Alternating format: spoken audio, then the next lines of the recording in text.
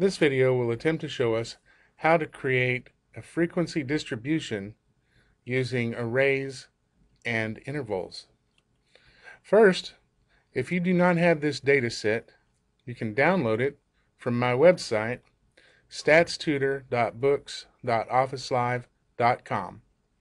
Select the CIDM 2342 class, and then scroll down and you can select the frequency distribution data. Once you have saved this to your desktop, you now have the information needed to create this frequency distribution. All frequency distributions must be all-inclusive, have non-overlapping equal intervals. Here are the upper limits of our intervals. There are 5 in each interval, suggesting this goes from 5 to 9, 10 to 14, 15 to 19, 20 to 24, 25 to 29, 30 to 34. How did I know where to start and where to end my intervals? The first thing I do is select my data. The next thing I'm going to do is come right up here to Home, and I'm going to sort my data from smallest to largest. This actually shows me that 8 is the smallest, while 33 is the largest in this data set. Now, to construct a frequency diagram, I'm going to need these intervals. Tick mark 5-10. The reason we add a tick mark is to tell the data set that it's a text field. This is a text field. Tick 10-14, tick 15-19, tick 20-4, tick 25-29, and tick 30-34. Now we have the interval set. The next column that I'm going to create is the numbers in each interval. To do this, I'm going to use the frequency equation in Excel.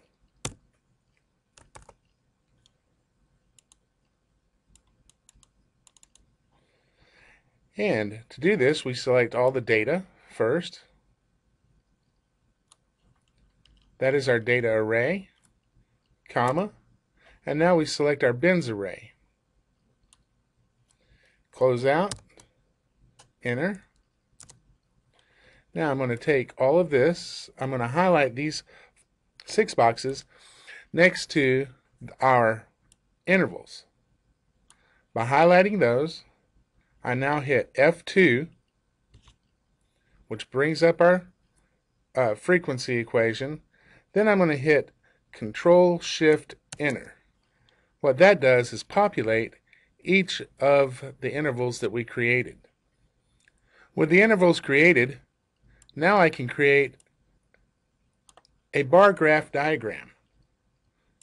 Home, Insert, Columns. We'll just choose the first one.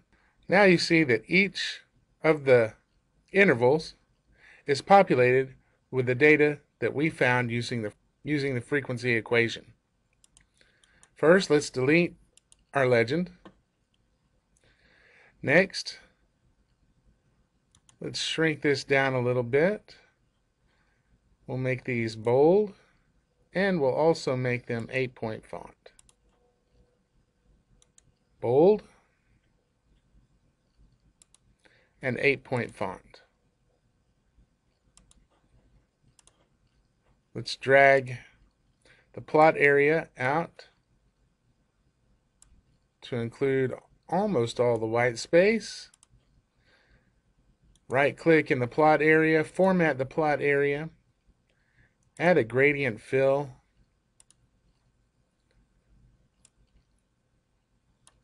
and now we have a frequency distribution for our first data set. We can now continue with the other data sets, and I'll let you go ahead and do that on your own. If you have any problems, feel free to review this video at any time. Thanks a lot and have a great day.